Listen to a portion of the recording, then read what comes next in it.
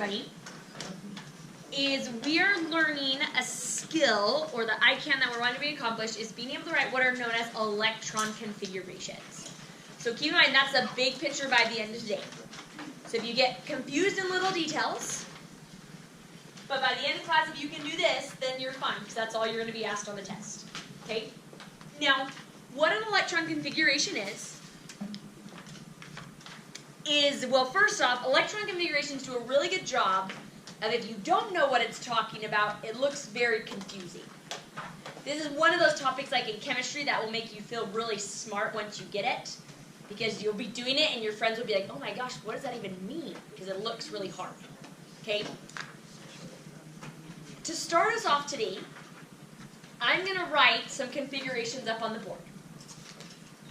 All I want you to do right now, one, is I want you to see the end goal of today. So by the end of the day, you should be able to do this. And two, I want you to start recognizing any patterns that you see. So as I do these, if you see a pattern of something, raise your hand and share that pattern first 9 days. Okay? All right, let's start with, Sailor, will you pick an element, any element you want, but make it less than number 36? Pick an element. Yep, your favorite. Aluminum. Okay, so by the end of class, if I gave you aluminum, this is its configuration. So this is what you're going to learn how to do. Ready? You would do 1s2, 2s2, 2p6, 3s2, 3p1. Okay? I know, just stay with me, okay? Okay, someone pick another element. Oxygen. Once again, all we're looking for right now are any patterns you see. Okay? Oxygen is 1s2, 2s2, 2p4. Raise your hand if you see any patterns. Okay, what do you see? If you add up all the superscripts attached to the s's and the p's, it equals the atomic number. Good. So if you add up all the little numbers, right, so this adds up to 8. 8 is oxygen's atomic number. Good, McKay, have a smiley face of that. Oh, I'll pass those back if I have yours. Yeah, other patterns. I don't know how to say it, but you're good. Like the 1 is, like it has whatever the biggest number is of the 1s or 2s, it's like how many rings it has. Because it's like on that level. Because you know aluminum has how many rings? 3. And so the biggest numbers we go up to are 3. Good, And then have a smiley face. if you add like together the last two, that's, or like, if the one has like a 2 on it, there's 2 ones, 2 in the first level, and you can add them up and see how many in the last. Good, so it's signifying how many are in these different possible levels. Good, I like it. Other patterns? Or does someone want me to do another one because you think you see a pattern, but you want another example to confirm? Hydrogen. Do hydrogen. Hydrogen is 1s1. They all start with 1. They actually all start with what? 1s. S. So there's definitely a build-up pattern of some sort, right? Good, have a smiley face for that. You give helium. Sure.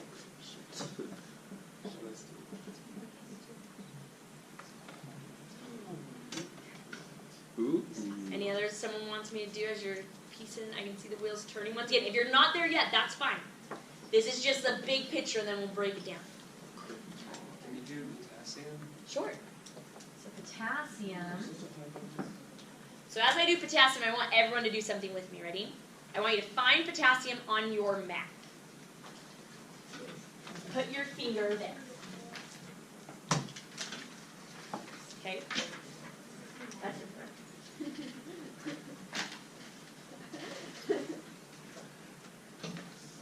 Oh, man. Okay. All right, potassium is 1s2, 2s2, 2p6, 3s2, 3p6, 4s1.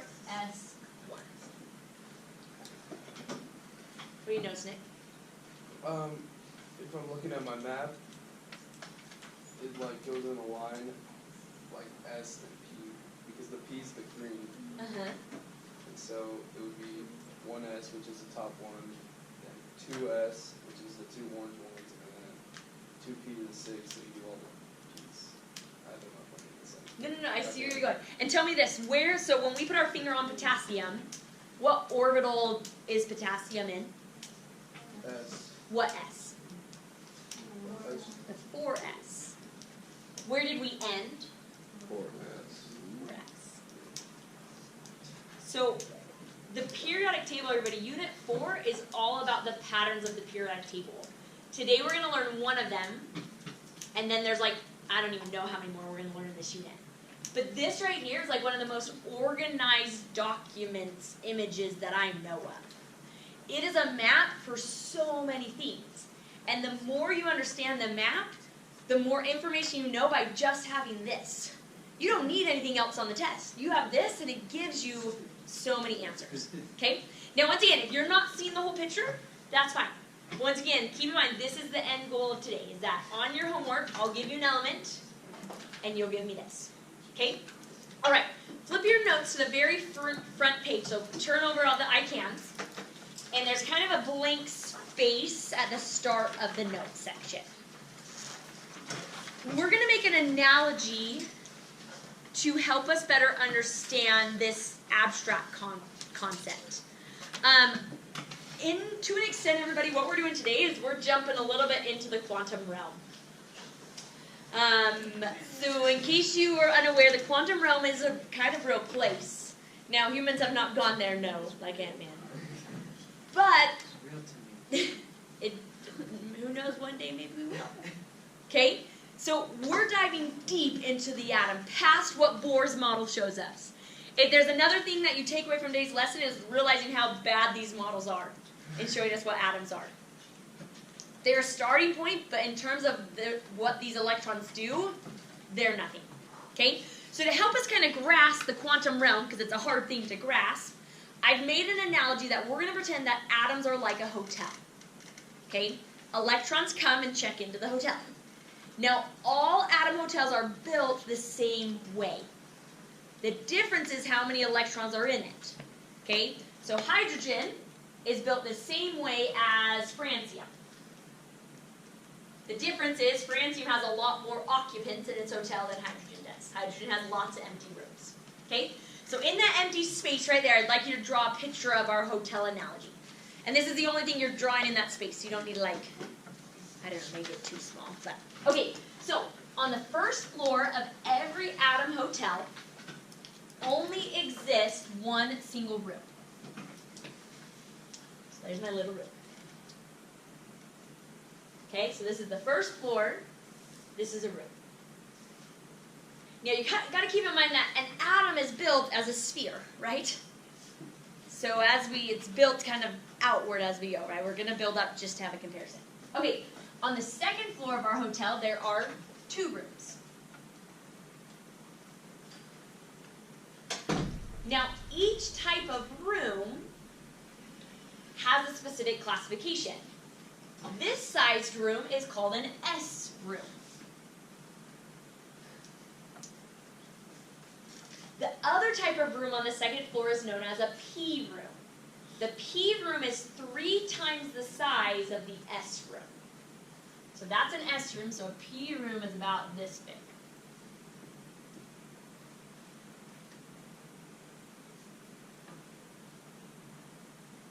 Now notice, we call this the 1S room. This would be called the 2S room. But they're the same size. What is the 2 in front signifying? Second level. That I'm on the second floor, right? Second level. Okay, third floor of a hotel has an S room. It also has a P room. And it also has a D room. A D room is 5 times the size of an S room.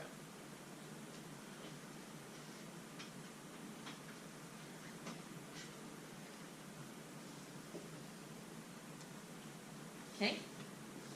All right, fourth floor. Don't say it out loud, but raise your hand if you have a guess based on our pattern so far. How many rooms are on the fourth floor? Let's do that. Show me on your fingers. How many rooms would be on the fourth floor? Oh, you're also smart. What am I doing here? 4. Good job. You said 4 have smiley face.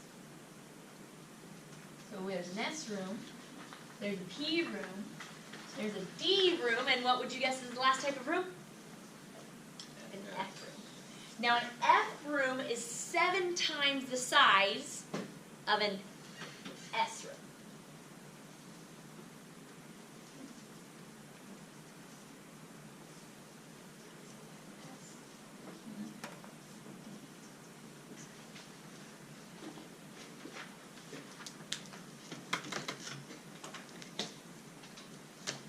Now, turn to your table buddy and discuss with them, do you notice a pattern between the sizes of our rooms to one another? Ready, set, go. See if you find any pattern between their sizes.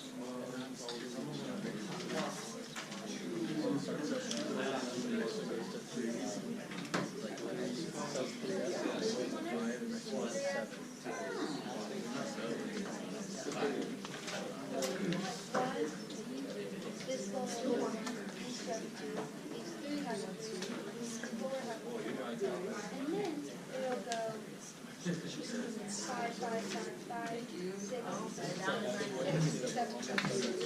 It'll like go back. FYI, with your smiley face trackers, everybody, if they're not crossed off, it's because I didn't put them in. I didn't put them in because it wouldn't actually change your letter grade. And so if the letter grade is...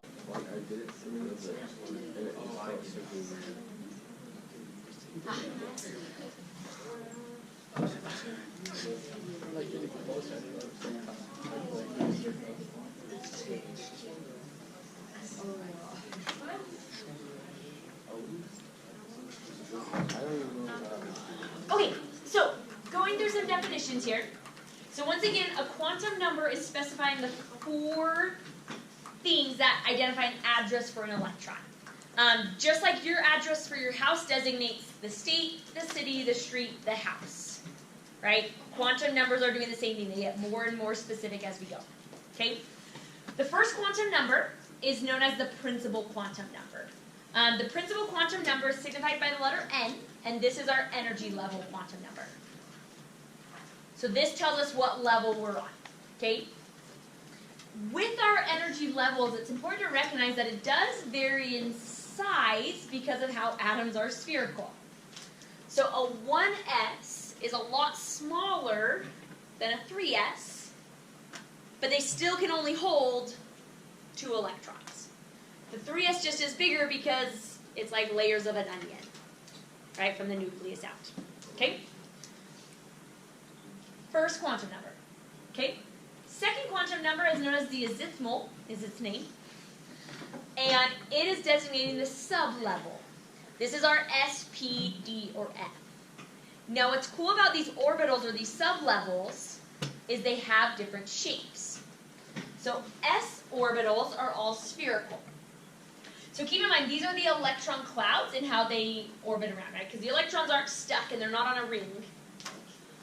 So the cloud that it makes up looks like this for S. P's look like this. D's look like this. And F's look like that. Okay? So to actually get a real picture of an atom, you have to overlap these all with each other and have that for every layer. So do you see why this is bad? Like this is not what an atom looks like. But how hard is that to model? Right? Yeah, like really hard to model. Okay? Okay, third quantum number tells us the orbital. It's known as the magnetic quantum number. What it helps us actually understand is the orientation of the orbital. So for example, how many bunk beds are in a P room? 6 people, so 3 bunk beds, right? So one P orbital looks like this. Okay? Now there's 3 per room. So the way you have 3 is because of your different axes of space. So this is the x-axis, y-axis, z-axis. So when you actually put all three bunk beds together,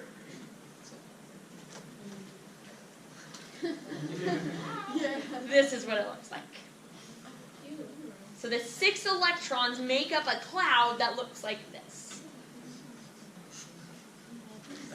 Okay? This is Miss Alviso's balloon animals. I make balloon molecules instead. Okay. Alright, energy levels, sublevels, orbitals, and then finally, once again, the spin. Okay? They can only hold 2 electrons, and those spins must be opposite. Oh, sorry. Okay, electrons must have opposite spins because they're negatively charged and will repel. Okay? Alright, now our hotel has 3 rules that it must follow. Once again, with these 3 rules, I don't care that you know their names, like don't memorize the name of the rule, but you need to know what the rule is so you follow it. Okay? So the first rule was developed by a guy named Pauli, so it's called Pauli's exclusion principle. Okay? What this rule tells us is that each orbital can only hold 2 electrons, and those 2 electrons must have opposite spins. So his is the rule that says there's no cuddling in the hotel. No, not allowed, right? Okay? Is there a box on your paper? Did I draw one in already? Yes. Yeah. Okay. Okay, are there arrows in it? Okay, draw these 2 arrows in that box. When we draw our orbitals are represented by boxes. Okay, so this box right here represents a single orbital. Arrows inside the box are electrons. The direction they are pointing is showing their spin. So when you draw your orbitals and you draw your arrows, it has to be drawn like this. Next to that box, I want you to draw a bad example so you know what not to draw. So it would be wrong, according to Pauli's rule, to ever have 2 up arrows. Not allowed. Same thing, you also couldn't have 2 down arrows, but is that what you're going to ask, Abby? So, good question. Question on Pauli's rule? Yeah, Jeff? What happens if the rule was somehow violated?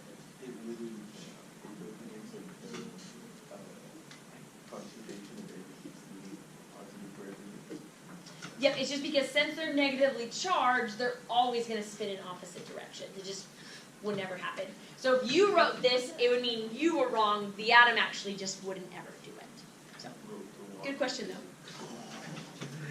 Okay, rule number 2 is known as off-bow or off-ba, or depending on how you know German, you might be able to say it better than I can. There you go. That sounds pretty good.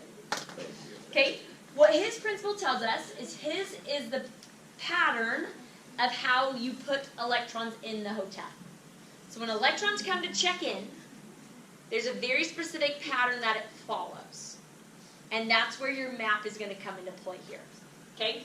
So the thing with the off-ball principle is it always fills from the lowest energy to the highest energy. The one thing, though, is you need to differentiate between distance and energy. Your map, the periodic table, is ordered based on energy. So it's going to have some weird jumps based off the numbers, okay? So I'm going to say the order. While I say the order, I want you to look at your map and follow along. Everyone ready? So the order for off-boss principle is you fill up the 1s, then you fill up the 2s, then you fill up the 2p, then you fill up the 3s, then you fill up the 3p, then you fill up the 4s, then you fill up the 3d, then you fill up the 4p. Nod your head if you're following the pattern.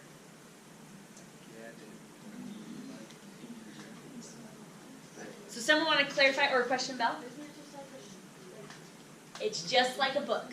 Yep, you literally lead left to right and then down. So it goes 1s, 2s, 2p, 3s, 3p, 4s, 3d, 4p. 5s, 4d, 5p.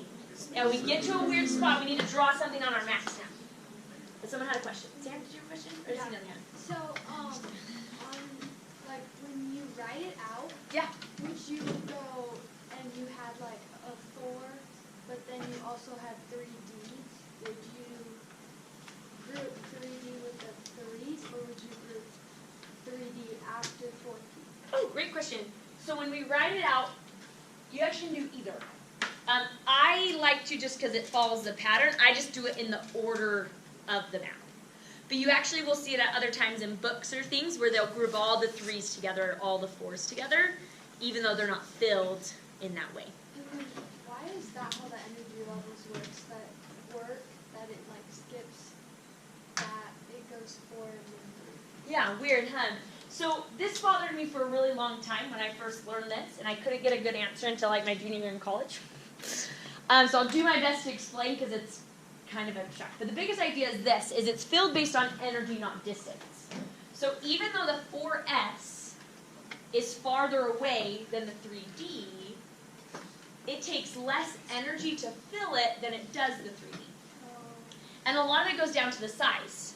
The d and the f are such big orbitals, to fill them up takes more energy. Which is why, this is where I want everyone to take, we need to draw an arrow of where the F fits. The F block is interesting. I'm going to show you a picture of the periodic table that's a little bit different than maybe what you are used to seeing it as. Okay, so this right here, let me pull this down so you can see better. Right, this is how we're used to seeing the periodic table, right? Looks like your one on the board, on the wall, so on and so forth. I'm going to change it real quick. Let's change it to the, When I claim the name of the first one we find on page. If you find it. If you find it, you get to name it. Okay, the thing about the orbitals and when we follow our map is the F has to be placed numerically where it fits. So if you follow the numbers, where does the F orbital fit? And it kind of shows you with the highlighted. 36s, 4s. So it comes right after the 6s. And it starts with 4. And it starts with 4. Okay, so I'm going to change this because it's kind of cool to see it in a different form. So this is going to change our view. So based on orbitals, this is how the periodic table should look. The F fits all the way in here, and then we go to the D. Okay, so my TA even forgot to do this for me. Let me find a marker. Okay, take a pencil, take a pen, take something, and on your map, you need to draw an arrow so you don't forget. After you do the 6s, where do you need to go? The 4s. Down to the 4s. And that's probably one of the most common mistakes once you feel good with this, is just forgetting about the F block.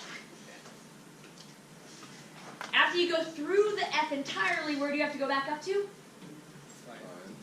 You got to go back up to the 5D. Okay, same thing, let's draw a second arrow. So for after 7s, where do you go? Down to the 5s.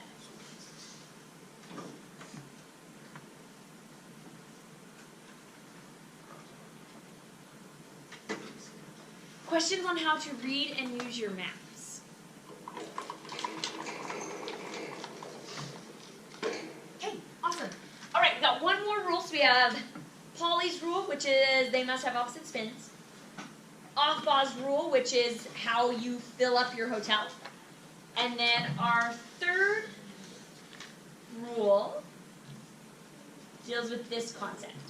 So when we look at orbitals here, first off, once again, each box is an orbital. If you have multiple bunk beds in a room, then you draw the boxes connected. So when we're drawing these pictures, a 1s is just one box, because there's only one bunk bed in that room.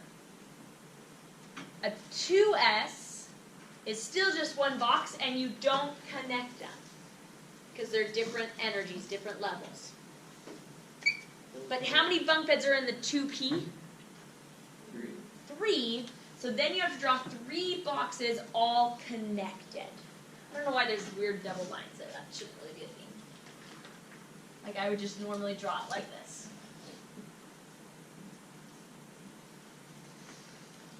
So when you have multiple bunk beds, you have to draw multiple boxes, but keep them connected because they're all the same energy. Now, if it's oxygen, oxygen is only going to have 4 electrons in its 2p. So when the electrons get placed, they get placed like this. And that's what our last rule teaches is why. So the last 4 electrons of oxygen, so draw those in your low boxes, would be placed like so. If you can't tell, it goes up, down, up, up. What about the other down? So, They're the same. yes. So the last rule is Hund's rule. Hund's rule tells us that when electrons can, they are not going to share. So if an orbital is not filled, they're going to take their own orbital, once again because they're negatively charged. Now when they're in their own separate orbital, they're going to have parallel spins. A simple way you can think of this rule is, once again, if you get on a school bus, or any bus, and there's already people on the bus, if there's an empty seat or a seat by someone else, what are most people going to take? The empty seat. Right? And since electrons repel, they always take the empty bunk bed. Okay? So, the correct way to do Hund's rule, once again, so in that first box, do a good example, and then we'll do 2 bad examples. Okay, so the correct way to place 4 electrons, so if I only needed 4, once again, it can hold 6, but doesn't mean it has to have 6, is you go up, up, up, and then go down. They each take their own, and then you start pairing them. It would be wrong to do something like this. To go up, down, down. That would never happen. Because if there's an empty orbital, they're going to take it. So that's a bad example. Don't do that. Yeah, Sam? Does it matter where you put the down one for all the orbitals? Not really, because they're all the same energy. I mean, we normally put it on the farthest one just because of pattern, but in terms of actual practicality, no, it doesn't matter. So, good question. Okay, draw, I think I only put 1 extra, so draw another box of 3 so we can have another bad example. So another thing that we would never see happen based off Hund's rule is you would never have a case like this, where it's like up, up, down, because that's not a parallel spin. So that's what it means by spinning parallel, is they're all going, when they're in separate orbitals, they will spin the same way. So that would never be the case. Could you have down, down, down? Yes. Yep, you totally can. I always go up first, just once again out of pattern. But you could go down, down, down, as long as they're parallel to each other. So, good question. Other questions on Hund's rule? Now, just a side note, and you may have already did this, the most, I don't know if it's even correct, but the most exact format for electron configurations is to actually use half arrows. So, that's what I was drawing, and then I kind of fixed up. So if you would like, instead of doing a full arrow like that, you can draw electrons like so. Those are called like half arrows, and that's like, if you look at textbooks and things, that's typically how it'll be written. But if that bugs you, you can make them full arrows. That's fine. But if I do it like that, just don't be confused. Okay? Okay, are we ready to put the puzzle together? Is that a yes? Okay, let's put it together. Now, once again, some of you may already see how to put the puzzle together. So I give you permission, if you feel like you already know how, you can go through all these practice problems without listening to me. I don't know if I close my eyes. Don't listen to me and try it all on your own. If not, I'm going to walk through a few together to get the rest of us going. Okay? Okay, so we're going to start with the most simple one, and we already wrote it, but now let's walk through it now that we know more what it means. And let's write the electron configuration for hydrogen. Oh, there's a typo we need to cross off. On that table, where it says number of valence electrons, cross off the word valence. Because as of right now, we're doing the address for every electron. Okay? Okay, so step one for writing configuration is to find that element on the periodic table. So find hydrogen. So we're assuming that all of these are neutral charge. Yes, good point, McKay. Yeah, as of right now, it would tell you if it wasn't neutral. So it has one electron. That's it. Okay? Yes. For the configuration, we need to designate where that electron is going to be placed. So what's the first room we checked electrons into? All right, 1s. And then you need to signify how many electrons are in that room. So how many electrons will go in there? Just one. It's important to recognize here, guys, that this is not a mathematical formula. This is a notation, right? In math, something to the power of 1 does nothing. So you don't write the number 1. But we need to write the number 1 because it's signifying that there's one electron in the 1s. Okay? For the diagram, it's just the visual representation of this. So this and this are the same thing. It's just this is the visual way, this is the notation way. Okay? So for a 1s orbital, you draw one box. Sorry I didn't make it super big on your paper to fit boxes in there. You got to label the box of what it is. And then we just have one electron in there, so it actually doesn't matter which way you put it. I just always spin up first, because everyone likes the top bug, right? I like the bottom. Really? Oh, I thought the top bug was the choice. I used to sleep on the top What? Okay, questions so far? Okay, let's do the next one. Once again, if you're like, hey, I think I got it, then don't listen to me and try the next one. If not, follow along. Ready? Okay, so find lithium on the periodic table. Right there. It's not going to stay. Okay, so we have 3 electrons total, because that's just an atomic number. And then you start at the top of your map and read left to right. So the first room we do is 1s. How many can fit in there? 2. After the 1s is filled, we go to the 2s. For lithium, I just need 1 electron in there to get to my 3. So I'm done. Draw your boxes. 1s. 2s. 1s has 2. 2s has 1.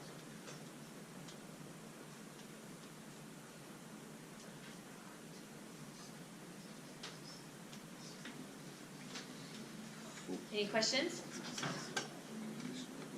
Okay, let's do sulfur. Is that the next one, sulfur? Yeah. Okay. All right, ready? Sulfur has how many electrons? 16. Okay. Now, if you are still, like your light bulb hasn't turned on yet, put your eyes up here. Ready? Where'd my magnet go? Okay, so sulfur is right here. You can almost think of your map even like a board game. And your configuration has to build up. Oh my gosh. I will not skip because it's thick.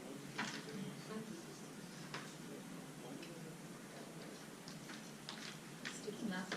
Okay, I'll just hold. So we have to build up till we get to this point. So we always start where? 1s. Now, watch this. If you can't remember how many electrons fit in each orbital, just count the squares of your map. The 1s can hold 1, 2. I then go to the 2s. The 2s can hold 1, 2. After the 2s is filled, I go across to the 2p. I can't remember how many fit there, then I count. 1, 2, 3, 4, 5, 6. I then jump down here to 3s. 3s can hold 2. I'm over to the 3p. Show me on your fingers what's my last number I need. Show me on your fingers. Oh my gosh, what am I even doing here? You're too smart. Good job. Or I should just stay home on fall break for it. You don't need me. Because then sulfur is here. 1, 2, 3, 4. Okay, any general questions? Okay, go ahead and I want you to try the last 3 with your table buddy, and then we'll check them for some smiley faces. Ready, set, go. Questions? So check yours with mine. If they're the same, you can have a smiley face. 3, 1 for each. And then I have a question for you guys to answer. Okay, now answer this as if you could, not if you want to, okay? So nod your head yes or no. If I asked you to write the electron configuration for livermorium, could you do that? Yeah. Nod your head yes or no. It would take about half an hour, but yes. Okay, so if you can do it, that means you have the skills you need, and that's good. It just would take a while because it is so big, right? Big hotel. No. Do half and then come back later. Okay, so I am now everybody going to teach you a shortcut you can use. Okay? So this is the full, when we say, so this is a full electron configuration. I'm now going to show you how you can abbreviate electron configurations for the ones that are big. And honestly, if you want to be lazy and abbreviate the short ones too, I don't care. It tells us the same information. But there are rules to how you abbreviate. You can't just make up your own abbreviations. Okay? So flip your notes over to the last page. Those last 2 blanks at the top says the atomic numbers on the periodic table count electrons in the order they fill. So the order is always the same. So that first blank is the same. Right? We recognize that. It's always 1s, 2s, 2p, 3s. That's why I can do it so quickly is I've just done it a long time and the order doesn't ever change. So I don't even have to look at a map because I just know what comes next, right? Orbital diagrams show the same information as electron configurations in a different way. So recognize normally this in the boxes, like it's the same thing. It's just that shows you visually what the electrons are doing. This just shows you the notation. Okay? Now take a look here at sulfur. I left it up for a reason. This is the full configuration for sulfur. To do the abbreviated version, the rule that we follow, does abbreviate have 2 B's? Yes. So the way the abbreviated version works is this, everybody. If you skip down to those next blanks, then we'll come back up and fill it in. Is we are going to take the core electrons and group them together. Keep in mind that we're trying to get information from a configuration. But some of this information doesn't really do much for us. Because in terms of atoms, the core electrons, the ones on the inside, they just orbit their whole life long. They don't really bond, they don't move, they don't share, they just orbit. So when it comes to reactivity, which is what we're about to get into, they don't matter. The only electrons that matter are called the valence electrons because they're on the outside. They're the ones that cause things to blow up or to not blow up and things like that. So that's what the abbreviation does, is it kind of groups all the cores together and we just see the valence. Okay? So in order to group the core together, what you're going to do, and that's what that next blank is you're going to start with the noble gas from the previous period.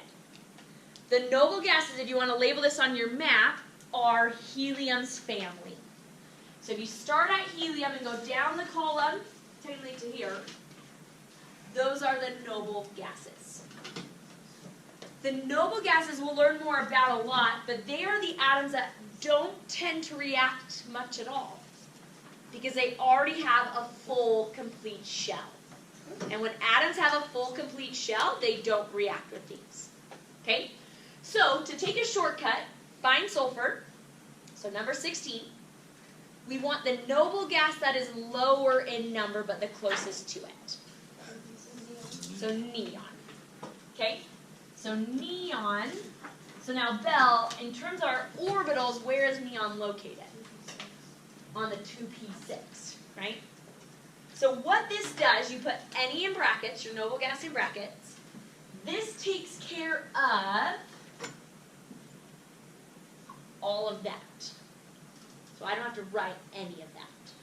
So this is like bunched in that little symbol. So I only have to write what comes after. So I would just write 3s2, 3p4. And if I were to draw my boxes, I'd only have to draw these boxes. But you still need to ask the neon in brackets. Yep. So you put, so if it's our brackets, we do any to show where you're shortcutting from, and then you have your 3s box and your 3p box. Yeah, Addie.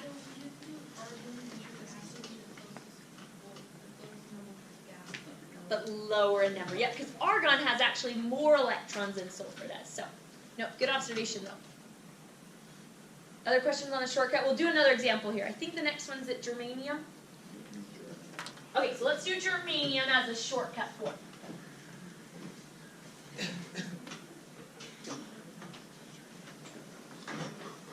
Okay, so find germanium on the periodic table. Right there. So what noble gas would I shortcut with? So in this case, I'd use argon. So we put AR in brackets, and then find where's AR on here? The end of the 3p. So what that tells me is I get a start right here. So I just have to do 4s, 3d, and 4p. And I'm done. Any other questions on the shortcut? Now once again, you can only shortcut with the noble gases. You can't shortcut with any element you want. The other thing is, what if a question said, what is the configuration for argon?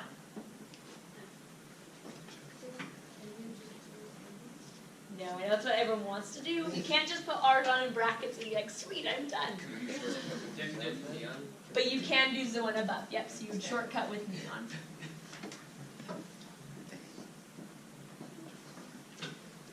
Because keep in mind, the whole point of the shortcut is still to give us information. And if you just put a letter in brackets, it doesn't really give you any information. So. Any other questions on how to use the shortcut? So you have my permission to use the shortcut on every problem from here on out. If you're bored and want to do the long way, you're welcome to. That would just make me more bored. But you don't have to. Okay? Any final questions? Okay, we got 4 minutes. No, maybe 3. Why do I always forget when the bell is? 21. Okay, so your homework tonight, everybody, is this first page, front and back. There are answers to this posted on the website, so you can just double check and make sure that we are doing things correctly.